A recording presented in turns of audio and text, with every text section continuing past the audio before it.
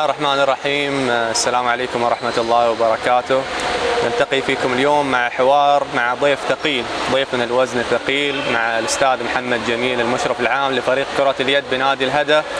أستاذ محمد، نرحب فيك عبر منبر صحيفة الكاس في هذا اللقاء، ونبارك لكم البداية القوية للموسم بالتتويج بطولة السوبر وبطولة الألعاب السعودية. بسم الله الرحمن الرحيم. شكرا للاستضافة. صحيفة الكاس ما شاء الله عليهم معروفين من الناس المميزين دائما في التغطيات سواء في اليد أو في القدم جميع الألعاب، ونشكرهم على الاستضافة ونشكر العاملين فيها، ونتمنى إن شاء الله يكون لقاء خفيف ويمتع الجمهور إن شاء الله. خلينا نبدأ من حيث انتهينا زي ما يقولوا. هل توقعت أن تبدأ الموسم هذه البداية القوية وتتوج ببطولة السوبر وبطولة الألعاب السعودية؟ بسم الله الرحمن الرحيم. للأمانة اليوم نادي الهدى خلال المرحلة خلينا نقول سنتين واحنا في السنة الثالثة مشى في المشروع. أكيد إن احنا حاطين لنا أهداف إن شاء الله نوصل لها.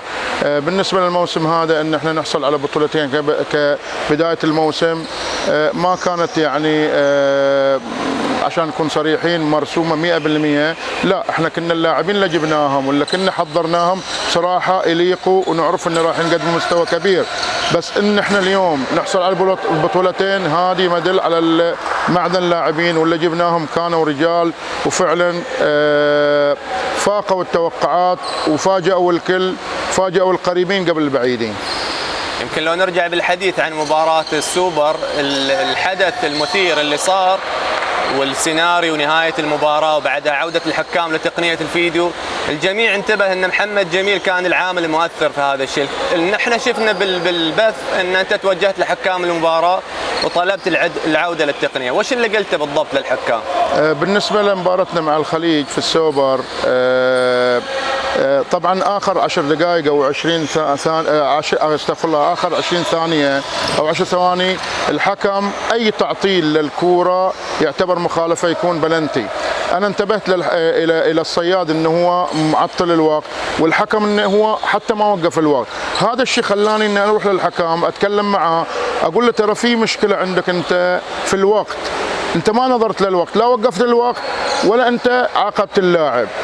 قال لي الحكم ان ما فيها شيء. انا رجعت بعدين الى اللي هو الحكام اللي برا وكلمتهم قلت اتمنى ترجعوا للفار زين وشوفوا الوضع، يمكن اوكي يمكن انا غلطان، بس انا متاكد كنت 100%. حتى في شخص كان معاي من فريق نادي الخليج، الله على قولتنا اخواننا وعزانا والله يوفقهم ان شاء الله بطولة اسيا، كان جنبي قال لي محمد ما لها داعي ترى، قلت لا اصبر شوي بتشوف المباراه تختلف الوضع. فكنت انا متيقن 100% ان الحكم راح يرجع للغلط اللي غلطوا فيه. طبعا مو مقصود الحكام للامانه، يعني ما كانت يعني هي ثواني هذه بس، يعني اي حكم يمكن ما ينتبه لها. تمام. توجتوا ببطولة السوبر وبعدها توجتوا ببطولة الألعاب السعودية. بعد التتويج مباشرة ببطولة الألعاب السعودية طلعت في مداخلة وقدمت اعتذار لجماهير نادي الخليج ومنسوبين نادي الخليج، وهذا الاعتذار سبب زعل وعتب عليك من جمهور نادي الهدى واعتبروا انك القيت اللوم عليهم وهم غير مخطئين. وش تفسيرك للي حصل؟ شوف، اول حاجه جمهور نادي الهدى جمهور كبير، جمهور عاطفي، وفي علاقه قويه بين اداره كره اليد المشرف على كره اليد والجمهور، بحكم ان اليوم العلاقه بيننا متينه وكبيره بحكم الحضور، انت شايف الضخم، حكم ان التحديات اللي صايره لنا اثنيننا. شوف، الجمهور للاسف في اشخاص معينه حبوا يصطادوا كلمه على محمد جميل، همسوا الى بعض الجماهير العزيزه، اخذوا ان محمد جميل لام عليكم اللي هو ان انتم غلطتوا. انا ما قلت كده، انا ارجع عبر صحيفه الكاس اوضح لجمهورنا الغالي. اول حاجه اليوم محمد جميل مهما يعمل ومهما يسوي ليل ونهار ويجيب لكم بطولات ما بوفيكم حقكم، وانا دائما اقول لجمهور نادي الهدى انتم اللي رفعتونا، انتم اللي وقفتوا ويانا، انا دائما اقول قبل على جبينكم، انتم اللي رحتوا ويانا، مهما نسوي ما راح نوفيكم حقكم كجمهور نادي الهدى. وانا اكبر من انا الوم واتكلم على جمهور نادي الهدى، لان احنا اليوم الجمهور اللي عندنا جمهور بسيط عاطفي، ناس يعني من خيرة الناس، ناس مثقفين مؤدبين، عندنا أولاد ما شاء الله عليهم ناس ومحترمين جدا جدا. بس في نقطة يمكن هم خفت عليهم، ان انا قلت اذا في احد اغلط على جمهور نادي الهدى او اي جمهور، انا عبر الكاسة اليوم اتكلم مو بس لجمهور نادي الخليج، اي جمهور سواء النور سواء الخليج سواء مضر سواء كذا، اذا في احد يغلط من نادي الهدى ومن جمهور تاروت احنا نعتذر له. احنا اليوم ناس مسالمين كجمهور تاروت، ما عندنا مشكله اي جمهور، وبالعكس اليوم احنا نخاطبهم، احنا اليوم ايدنا بيد الكل، تنافس 60 دقيقه من بعد ما نطلع كلنا اخوان واهل داخل الملعب، انت تبغى تفوز علي وانا بفوز علي، انت تبغى تفرح جمهورك وانا بفرح جمهوري، فاحنا لا ناخذها اكبر من حجمها. وانا بالعكس اليوم عبر الكاس الى جمهور تاروت اللي فهمني الغلط، أنا أقول لكم كلمة، إذا أنتم فهمتوني غلط أنا اليوم عبر جريدة الكاس أعتذر لكم واحد واحد وقبل على جبينكم، وأنا مستعد أي واحد يحس أن أنا الشيء يمسه أنا مستعد أجي له وأعتذر له، إذا هي هذه تكفي أنا ما عندي مشكلة، لأن اليوم إحنا وجدنا هنا لخدمتكم ولفرحة تاروت، ونحن قاعدين نشتغل لإفراح جميع أهل تاروت وجميع جمهور نادي الهدى سواء من تاروت من برا تاروت من جميع أنحاء المملكة أو خارج المملكة، حابين نسعدكم وإن شاء الله نوفي حقكم، ورغم أن أنا أقول لكم مهما نجيب بطولات ما راح نوفي جمهور نادي الهدى حقه. ابو علي، يمكن الفتره الماضيه تحديدا قبل بدايه الموسم كان في ضغوطات كبيره عليكم بعد خساره بطوله الدوري بطوله النخبه في الموسم الماضي، وزاد يعني الامر صعوبه خروج عدد من اعمده الفريق الاساسيه، خروج مهدي سالم، محمد حبيب، محمد عباس. هل في لحظه من اللحظات حسيت ان مشروع الهدى في خطر؟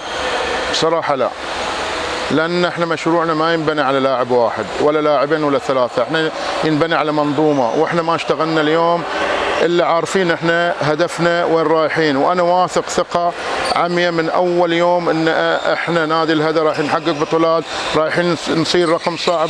اليوم نادي الهدى حط نفسه في المقدمه بين الكبار، بين الانديه الكبيره اللي لها باع كبير في كره اليد.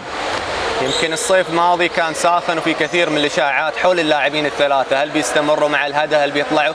ودنا توضح للجمهور خفايا المفاوضات، ليش ما قدرتوا تنجحوا انك تبقوا عليهم على الفرق؟ شوف اليوم انا في شغلات كبيره ما اقدر اوضحها اليوم بحكم انا في نص الدوري، انا اوعدك ان شاء الله بعد الدوري اسوي وياك مقابله وابيح لك الاسرار اللي صارت لنا بدايه الدوري، وايش كانوا يتمنوا لنا نصير وايش احنا سوينا عشان احنا نعالج الامور اللي صارت، والحمد لله الكل شاف ان كيف نادي الهدى قدر خلال اقل يعني فتره وجيزه كيف يبني الفريق وكيف يجيب لاعبين في مكانات اللي نحتاجها، وكيف الكل استغرب ان نادي الهدى قدر بهالسرعه هذه. لولا فريق ثاني صارت انا اتوقع اليوم ما يقدر يواصل في الاربعه والخمسه الاوائل. يمكن بعض الجماهير لما شاف نادي الخليج تعاقد مع الكابتن مهدي سالم والكابتن محمد حبيب راى ان نادي الخليج هدفه هو اضعاف نادي الهدى واخراج المنافسه. لا انا ما اعتبرها هذه، بالعكس اليوم حق مشروع لنادي الخليج، لنادي النور، نادي الصفا، نادي الهدى، نادي اي نادي اليوم يحس ان هذا اللاعب يفيده يروح يفاوضه. بس في معلومات يعني لازم انا زي ما قلت لك في بعض الاشياء ما راح اتكلم فيها اليوم، راح اتكلم فيها في ان شاء الله نهايه الموسم. في بعض اللاعبين احنا ترى ما فاوضناهم، بس في اعلام طلع ان الفريق الفلاني خطف اللاعب من عندكم او كذي، بس في لاعبين ما احنا ما فاوضناهم، هم طلعوا لان عقودهم خلصت واحنا ما فاوضناهم. صفقة الكابتن أحمد حمدي أبو عبيد كانت إضافة كبيرة لنادي الهدى، ولكن كان فيها بعض التعقيدات المرتبطة بحصة تعويض نادي النور. لو تعطينا بعض التفاصيل عن اللي صار. شوف هذه أول شيء نتكلم عن حمدي، صراحة حمدي من أفضل لاعبين نادي الهدى قبل تقريبا 3 أو 4 سنوات، جاب سنة الصعود وكان يبغى يتعاقد معاه بس ما زبطت الأمور. اليوم بالعكس وفق اللي هو القانون اللي صار الجديد قدرنا نضيف اللي هو الكابتن حمدي إضافة كبيرة، لاعب ممتاز، لاعب إمكانيات عالية، وبالعكس نادي الهدى اليوم يحتاج أن يكون نوعيات زي حمدي. أنت تتكلم عن لاعب أخلاق ولاعب مستوى، هذا الشيء اللي نبحث عنه وما شاء الله عليه. بالنسبة للمبلغ أنا أقول لك صراحة ما كان في عائق، كان في مشكلة في المبلغ من الاتحاد مش من نادي الهدى، في أنه هو لاعب منتخب أو مش لاعب منتخب، بعدين تغيرت أنه رفعوا نادي النور الظاهر عقده، يعني هذه الحسابات يعني موجودة في الاتحاد يعني، بس ما في أي مشكلة في المادة يعني. موضوع تعويض نادي مضر عن قيمة كسر عقد محمد المطرود وقيمة كسر عقد منير مدن كان في كثير من اللغط، وش صار على المبلغ وهل سدد بالكامل لنادي مضر؟ لا، المبلغ سدد بالكامل. نادي مضر هم اخذوا من عندنا محمد عباس، احنا اخذنا محمد مطرود واخذنا منير، فيهم اخذوا من عندنا لاعبين واحنا اخذنا في رواتب لمحمد عباس، في رواتب لمحمد مطرود ومنير، فصارت هي تسويه كبيره بيننا وبين نادي مضر برضا الطرفين، وبالعكس الحمد لله النادي سدد كامل حقوق نادي مضر. خلال الموسمين الماضيين نجحت في استقطاب العديد من النجوم لنادي الهدى، وصار يضرب المثال بمحمد جميل كعراب للصفقات، ولكن في نفس الوقت بعض جماهير الأندية الأخرى يعاتب يلوم محمد جميل ويعتبر انه يدخل في الصفقات او المفاوضات بطريقه خلينا اقول غير اخلاقيه حسب تعبيرهم. وحتى اثناء فتره دوره الالعاب السعوديه جمهور نادي النور عاتبك انك دخلت في مفاوضات مع اللاعب جيمي، ما مدى صحه هذا الكلام؟ شوف، بالنسبة للموضوع هذا ما راح ينتهي لا اليوم ولا بكرة ولا السنة الجاية. احنا أول حاجة في نظام الاتحاد السعودي حاطينه الكل يشوف صح ولا لا، إن أي لاعب ينتهي عقده أو لاعب موجود نهاية عقده تقدر تفاوضه في فترة مفاوضات. اثنين، اللاعب موجود في نادي الهدى أو نادي النور. أنا مثلا اليوم محمد عباس موجود عندي صح ولا لا، راح نادي مضر، هل أنا مثلا اليوم ألوم نادي مضر؟ لا، من حق نادي مضر تفاوض إياه والله يوفقه، نتمنى له الخير، نتمنى نادي مضر التوفيق، وبالعكس لازم نتواصل يا محمد عباس وفي اتصالات والله يوفقه. بالعكس احنا اليوم ليش المشكلة عندنا اليوم احنا ثقافتنا صايرة ان في نادي معين اذا اخذ لاعب مشكله، في انديه ثانيه تاخذ من نفس النادي لا ما عنده مشكله، اهم شيء النادي انه ما ياخذ اللاعب. هذه شيء يعني يسموه مو انصاف صراحه. انا اليوم اللاعب اللي متاح اللي يفيد فريقي اللي يحس المدرب يحتاجه ثق تماما ان احنا رايحين نفاوض ونجيب اذا عندنا امكانياتنا واذا عندنا ان احنا نقدر نجيب اللاعب ويفيدنا. انا ما راح افوض اي لاعب ما يفيد الفريق او اي لاعب مو مخلص فريقه. شوف في اشياء مثلا احنا ببعض اللاعبين مباشره رحنا للنادي الفلاني سالنا هل فلان هذا اللاعب انتم بتفاوضوا؟ بعضهم يقول لا لا احنا ما بنفاوضه، او احنا خلاص احنا كلمنا هذا المبلغ يبغى يوافق اوكي، ما يوافق روحوا فاوضوا انتم.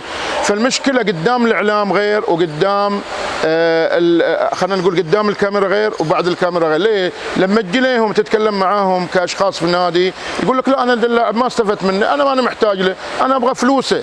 بس قدام جمهور عشان يرضي جمهوره يجي يلوم الفريق الثاني اللي جا اخذ لاعبين، وهذه مي حلوه في عالم الكره عشان انت تجيش وتسوي مشاكل. مي حلوه انا في رايي انك انت اليوم كرئيس ناديك او كاعضاء تجي دائما تلوم الفريق الثاني اللي فاوض لاعبينك. طيب انا لاعبينك دول موجودين عنده، لا تقول لي نرفع عقده ما رفع عقده، هذا لا. انت دام اللاعب موجود عندك ليش ما اخذته؟ في معلومات واجد عندنا من اللاعبين اللي جبناهم دائما يقعدوا يا نادي اللي جبناه يقول لهم النادي لا احنا ما نبغاكم، احنا نبغى فلوسكم. بس قدام جمهورهم لا، يقول ده اللاعب عرضنا عليه وسوينا له واعطيناه اكبر مبلغ، وهو مو صحيح. للان ما رديت ابو علي مفاوضات اللاعب جمال لاعب نادي النور، هل فعلا دخلت في مفاوضات؟ انا ما اجاوب شيء مو صحيح، انا ما اجاوب شيء مو صحيح، وانا قلت لك اي لاعب متاح الى نادي الهدى يقدر يجيبه وفق الاصول وفق القانون وفق العقد. انا في بيني وبينك عقد كنادي صح، انا عندي لاعبين الحين صح ولا عندي عقود لهم، وجبت لك مثال على محمد عباس، انا عندي 3 سنوات محمد عباس جاء نادي مضر كسر عقده، الله يوفقه الله يوفق نادي مضر. ليش انت حلال عليك حرام على نادي الهدى؟ هني هذه المشكله، هذه اللي صايره اليوم حلال عليهم حرام على نادي الهدى. الكل نتكلم عن جميع الانديه دائما تنظر لنادي الهدى انه هو لا مو صحيح. في بعض الانديه ما بجيب اسامي بس مفاوضين لاعبين من اليوم. انا عندي لاعبين 2 من الاولمبيات، في 2 قاعدين يفاوضون انديه واعرف الانديه اللي فاوضوا، خليه يفاوض اذا قدر ياخذ الله يوفقه. اذا اللاعب ما يبغى نادي الهدى ما اقدر انا اجبره يقعد في نادي الهدى، الله يوفقه ايا كان. جميل جميل ابو علي. سؤال حساس ولكن بناء على معلومات، هل صحيح ابو علي انه قبل بدايه الموسم كان في نوع خلينا نقول اختلافات في وجهه النظر بينك وبين مجلس الاداره وانت لوحت بالاستقاله؟ هذه انا احس انه مو وقتها اتكلم فيها. اللي موجودين الرئيس النادي الاخ مصطفى النوح والاخ صادق نوح، طبعا الاداره فيها اخوي موجود في الاداره هو مدير الالعاب موجود فيها مصطفى العرادي، ياسر الصايغ، محمد الصايغ. انا اقدم لهم شكر. حسين اوال، بصراحة قدم لهم شكر، وقفوا معاي، سندوني. ما في طلب صراحة طلبته ما نفذوه، بالعكس يعني دي الإدارة من الناس اللي أنا أكن لهم كل احترام، أشيد عليهم. الشيء اللي صار ما دل إلا على صفاء نيتهم وطيبتهم واخلاقهم. الله وفقهم بطولتين في خلال 40 يوم. هذا دليل على ان ديلين جايين يخدموا البلد، جايين يسووا شيء للبلد بدون اي مقابل، بدون اي شيء اللي هو يستفيدوا منه. بالعكس انا اداره النادي اخدمهم بعيوني، وانا مهما اسوي ومهما اشتغل الا هذا لن اسندهم واوقف معاهم، لانهم واقفين مع محمد جميل وقاعدين يسندوا فريق اليد. وانا نهايتها اليوم كمنظومه اشتغل فيها، كنادي الهدى كلاعب فيه. انا مو بس اليد، انا جميع الالعاب اللي اقدر اخدمها في نادي الهدى اكيد راح اقدم شيء اللي يفرح نادي ويسعد نادي. جميل. ابو علي، المعلومات اللي عندنا ان نادي الهدى كان في مفاوضات متقدمه مع اللاعب البرازيلي اكاسيو، كنتوا على وشك التوقيع معاه، ولكن في اخر لحظه تراجعتوا عن التوقيع، وش السبب؟ المدرب رفض، يعني المدرب قال انا ما محتاج اكاسيو، رغم انهم مخلصين اياه جميع. هذا دليل واحد عشان انا اقول لك ان اليوم احنا كمنظومه نادي الهدى احنا نجيب اللاعبين للمدرب او اي مدرب موجود متاح اللاعب نستقبله ونعطيه المدرب هو اللي يقول اي او لا. في اشياء احنا مثلا نقترح على المدرب، بس نهايته الراي الاول والاخير للمدرب. اذا كان اللاعب المدرب يقول لنا لا احنا نلغيه على طول. ودليل اكاسيو كنا مخلصين اياه جميع الصفقه على من والى مخلصين اياه. رغم افتتاح الموسم تحقيق لقبين، ولكن بعض جمهور الهدى وبعض الفنيين يرى ان الى الان مستوى المحترف السلوفيني والمحترف الانغولي دون مستوى التطلعات. انت كمدير او مشرف لفريق كرة اليد كيف تنظر لهذا الموضوع وكيف تم اختيار هؤلاء اللاعبين؟ شوف، كتقييم اليوم انت تقيم محترفين خلال 4 مباريات، تقريبا لعبنا احنا في الدوري 4 مباريات، صح ولا لا؟ ما اقدر اقيمهم بحكم ان الدوري الاوروبي يختلف عن الدوري السعودي. الدوري السعودي يختلف الدفاع عن الدوري الاوروبي، اللي دائما الاوروبيين لما يجوا اول 5-6 مباريات ما يكونوا يقدر يتاقلم على طول، بس مع الفتره يتاقلم. يعني اللاعب السلوفيني لاعب منتخب وتو مستدعين المنتخب، بس ما توفق، لسه ما توفق. يعني احنا بالعكس اليوم قاعدين نعطيه فرصه. انت تعرف الاولمبيات ما فيها الا محترف واحد، فهم الاولمبيات ما لعب معنا، فعنده فرصه لنهايه الدور الاولي. رايحين نقيم مع المدرب مع الاداره ونشوف مصلحه الفريق، اكيد راح ناخذ القرار اللي يفيد الفريق مهما كان حجمه. يعني كان استقطاب المدرب بيجا كان ضربة معلم ولعب دور كبير في تحقيق البطولتين، وكان بمثابة الحلقة المفقودة للفريق. كيف قدرتوا تجيبوه؟ من كان صاحب الفكرة في استقطابه؟ شوف، للأمانة بيجي كان مطروح من اللعام. في بعض اللاعبين يمدحوا في بيجي. احنا بالنسبة لنا أخذنا الاسم خلينا موجود عندنا. السنة هذه أنا جلست مع اللاعبين الكبار في الفريق اللي لهم وزنهم لهم كلمتهم كباتن الفريق، وفي خيارات 3 كانت خيارات مدربين. زين، ما راح أقول لك الخيارات 3، بس نهايتها الضوء سلط على اللي هو بيجي. للأمانة بيجي كان عنده 3 عروض من الكويت من قطر ومن نادي الهدى. للأمانة من أول يوم كلمته الرجل وافق، أقل راتب من الأندية الاثنين، وافق لنادي الهدى بحكم يعرف اللاعبين يعرف الدوري السعودي، وحاب يجرب في الدوري السعودي مرة ثالثة، لأنه هو درب نادي النور ودرب نادي مضر، فحاب يخوض تجربة. والحمد لله توفقنا فيه. رجال يشتغل، الكل شاف ذكاء المدرب.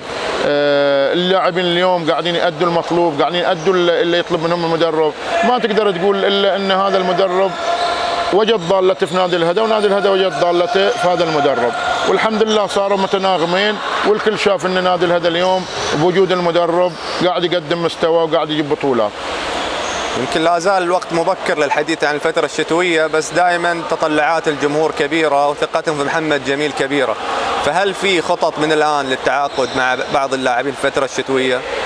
بالنسبة للشتوية أنا ما أتكلم بس عن الشتوية. أنا اليوم تفكيري دائما او شغلي دائما انا اشتغل تخلص السنه اشتغل السنه اللي بعدها. يعني انا اليوم محمد جميل بدا شغله من الحين الى السنه الجايه، وش الفريق في السنه الجايه، وش النواقص، ان قاعد انا اشتغل عليها وقاعد اجهز ان الفريق السنه الجايه يكون وش النقوصات، ما بالك انه في الدور الثاني. لو رجعنا للكم الكبير اللي تم استقطابه خلال الموسمين الماضيين، ودنا نعرف بعض الكواليس من وجهة نظرك خصوص صعوبة المفاوضات. من كان أصعب لاعب تعبكم في المفاوضات، ومن اللي كان سهل ما أخذتوا معه وقت طويل للتوقيع؟ شوف للأمانة يعني ممكن المبالغة لما أقول لك ذا الكلام. أنا الحمد لله 99% من اللاعبين ممكن بعضهم ما أخذ 3 دقائق وخلصت معاه في مكالمة، بعضهم خلصت معاهم، دليل على أن اللاعبين ناس واعيين، ناس محترفين، ناس صراحة أصحاب كلمة. لما تجلس معاهم كلمة رجال، لما يقول لك أنا إياك انتهى الموضوع. وأنا يمكن سياستي في التفاوض الكل يعرفها، محمد جميل ما يحب الهدرة واجد، كلمة يا إي يا لا مع السلامة. أنا ما أحب أخرب على أحد، ولا أحب اليوم أشيل لاعب من نادي وهو يبغى يجلس في نادي. مستحيل أسأل سؤال هل أنت خلصت مع ناديك أو ما خلصت، تبغى تجلس إذا قال لي محمد لا أنا ما راح أجلس في النادي سواء لعبت في الهدى أو غير الهدى، أنا طالع هني أبدأ المفاوضات معاه. مستحيل أتفاوض لاعب يقول لا أنا لازلت مع نادي وما بطلع. هذه نقطة على السطر لازم الكل يعرف. محمد جميل ما يفاوض أي لاعب إلا يعرف أن اللاعب منتهي عقده مع النادي، إنه هو ما راح يكمل مع ذا النادي. أكيد أنا راح أفاوضه إذا أنا محتاج له أو المدرب طلبه. كابتن عبد الله حماد كان من اوائل اللاعبين اللي استقطبتوهم في مشروع نادي الهدى، عقده ينتهي نهايه هذا الموسم، هل تفاوضتوا معاه للتجديد؟ عبد الله حماد مستمر مع الفريق ان شاء الله 3 سنوات. يمكن تواجد هذا الكم الكبير من النجوم يتطلب ميزانيه عاليه، هل في عندكم تاخير في دفع الرواتب؟ شوف بالنسبة لتأخير الرواتب كل الأندية فيها تأخير الرواتب بحكم الاستراتيجية وحسب الحوكمة. احنا بالعكس اليوم نادي الهدى قاعد يعطي رواتب، في تأخير ما حد يقول لك ما في تأخير، احنا وجميع الأندية نتأخر، بس الحمد لله نادي الهدى من النوع اللي مع نهاية الموسم الحمد لله يقفل دائما، يقفل جميع مبالغ اللاعبين، ودليل على ان اللي طلعوا من النادي كلهم استلموا حقوقهم من مدربين او لاعبين. كيف نظرتك لمستقبل الفريق في باقي مشوار الموسم خصوصا في بطولة الدوري؟ شوف هذه النظرة، أنا اليوم أمثل منظومة في نادي الهدى برئاسة اللي هو المهندس مصطفى آل نوح ونائب الرئيس صادق آل نوح ومجموعة الإدارة. هم ايش يروا في الموضوع، ايش يروا في نادي الهدى، فريق نادي الهدى وين يبغوا يوصلوا. محمد جميل اليوم جزء منهم وقاعد ينفذ الخطة. في خطة موضوعة لمدة 5 سنوات، هذه رسمناها من أول يوم خطيت في النادي. هذا الرئيس اللي موجود طموح، قاعد يشتغل ليل ونهار للفريق بصراحة بدون أضواء، ما يحب يطلعوا في الأضواء. إدارة النادي من النوع اللي ما تحب الإعلام، بس سبحان الله إنه قاعدة تشتغل والكل راح يشوف ثمرة شغلهم في المستقبل إن شاء الله. أبو علي، من أكثر الأشخاص اللي دعموك خلال الفترة الماضية؟ شوف أنا بصراحة يعني في شخصين هذيلين، أنا بتكلم إياك عن مجموعة أسامي بين الأول والفترة هذه. شوف في أشخاص في الفترة اللي راحت 2 هذين عزيزين على قلبي. المرحوم جعفر الأحسائي، هذا من الناس اللي ساندني في بداية مشروعي الأولي. احنا مشروعين في نادي الهدى، هذه تكملة المشروع الأولي. وفي الأستاذ الأخ ناصر الصادق الله يرحمه، همدلا كانوا سند إلي من أول وكانوا واقفين معي في نفس المسيرة هذه. في شخصين اللي هو الأستاذ أمجد آل نوح والاستاذ محمد آل نوح، دول الاثنين صراحه مهما اتكلم مهما اقول ما راح اوفيهم حقهم، لان ساندوا محمد جميل من يوم كان لاعب اليكم اداري اليكم الى اليوم اللي صار فيه مسؤول الفريق وقاعد يشتغل. دلين على طول دائما اتصالات، دائما وقفه معاي، دائما استشارات، دائما انا دلين انظر لهم كاخواني كناس اللي داعميني وظهري، ودلين اللي بصراحه يعني دائما مشروع الهدى الحلم تحقق، ما تحقق الا مساندتهم دلين الاثنين. رسالة توجهها لجمهور الوردي. جمهور الوردي أنا أتمنى منكم حاجة واحدة، محمد جميل اليوم واحد منكم وفيكم وجاي يشتغل لأجلكم ولأجل فرحة تاروت ولأجل رفعتكم ورفعة راسكم. محمد جميل ثق تماما مستحيل يسيء إلى أي جمهور، لو أصغر لاعب من هذا الهدى إلى أكبر واحد مستحيل. ما أقبل إن أحد يهينكم ولا أقبل أحد يقرب لكم، بالعكس اليوم احنا موجودين هنا في الموقع هذا لاسعادكم، واحنا نبغى دائما مرفوع راسكم ودائما معاكم، وراح نتحمل مصاعب ونتحمل كل شيء لاجلكم، لان اليوم لولا احنا تكاتفنا وتعاضدنا يا جمهورنا مستحيل راح نوصل لهذا. وانا دائما اقول ان هذا الجمهور دام هو خلفنا ما رايح نادي الهدى ان شاء الله اللي يكون دائما في العلالي، دائما يكون في المقدمه، لان بصراحه انا احس بوجودكم بالامان، اللاعبين يحسوا بامان. ما ابغى اي واحد منكم يسمع اي كلمه او من اي مغرض من برا، ومو يعني الوضع اللي صاير الحين مو لصالحه فجالس انه يخرب في الوضع. هذه هي اي واحد عنده شيء لوم على محمد جميل اي شيء، انا جوالي مفتوح، انتم تعرفوا فين انا موجود، استقبل اي واحد، تبغاني اجي لك مكانك انا مستعد اجي اوضح لك اي كلمه تقولها، لان ثق تماما احنا اليوم اذا ما نتكاتف ونتعاضد ما راح نوصل الى الهدف. في ناس خسرانين من هذا المشروع، خسرانين من هذا الوضع، مو قابلين ان اليوم نادي الهدى يكون في المقدمه سواء من داخل او من برا، ولهذا قاعدين ينخروا في الجمهور وشتتوا في اشياء واجد احنا نعرفها بس ما نحب نتكلم فيها لان احنا اكبر من هذا الشيء. بس بيجي يوم من الايام رايح اكشف لكم مين اللي جالس يضحك لما يشوفنا وهو يطعننا في ظهرنا، ومعروفين بالاسم، لكن احنا اليوم اكبر ان احنا جايين نطلع في هذا الشيء. بالعكس انا اليوم نادي الهدى وجمهوره على راسي، واتمنى ان اخدمه بقدر ما استطيع، وكل ما نحقق بطوله اقل هديه اقدمها لكم، وان شاء الله نهايه الموسم نحتفل باكثر بطولات ونكون مع بعض ان شاء الله. وانا اليوم عبر الكاس ارجع اقول لنا جمهور نادي الهدى اذا انتم فهمتوني غلط ارجع مره ثانيه، مو عيب ان انا اعتذر لجمهوري وناسي واهلي، لان كلنا واحد. اي واحد عنده ملامه على محمد جميل او عنده توضيح انا مستعد، اما اللي يشخصن الامور انا ما مستعد اجلس معاه ولا اتقابل معاه، لان مهما اجلس معاه ما راح تستفيد شيء. وعلي كفيت ووفيت، حوار شفاف، اجابات جميله، المجال مفتوح لك لكلمه اخيره. بالعكس اليوم انا اوجه كلمه للاعبين، انا بصراحه لاعبيني بالامانه رفعوا راسي، بصراحه افتخر فيهم. اليوم محمد جميل قاعد يمشي في وضع غير المألوف بصراحه، في اي مكان اروح الكل محمد جميل محمد جميل، بسبب هاللاعبين اللي داخل الملعب. اقسم بالله يعني شيء يفرح ان انا بينهم، وانا اليوم محسود ان انا بين هالناس الطيبه هذه، من اول لاعب لاخر لاعب. الاسامي من عبد الله حماد الى حمدي الى منير الى تريك الى ندير الى عبد الله عباس الى محمد عادل الى المحترفين الى علي الشايب الى ديلين تاج على راسي. ديلين بصراحه يعني مهما اقول عنهم ما راحوا فيهم حقهم، نعم الرجال نعم الاخوه، سند يعني وقفوا معانا وقفه ما اتوقع ان اليوم نادي الهدى اللي صار لبدايه الموسم واللي صار له في الاصابات وتجيب بطوله مع ضد نادي الخليج، نادي كبير، نادي صاحب جماهير، الكل شاف جمهور اليوم نادي الخليج في مباراتنا معاهم في الاولمبياد، كان مغطي جهته كامله، وجمهور نادي الهدى صحيح حاضر، بس انت اليوم لما تلعب ضد نادي الخليج، نادي تو جاي من بطوله كاس العالم، جايب خامس العالم، بطل اسيا، بطل السباعيه، واليوم بدون محترف باصابه لاعبين وتقدر تتغلب عليه، دليل على ان ديلين رجال واصحاب مواقف. زين هذا هم بصراحه اللي هم الرصيد تبعي.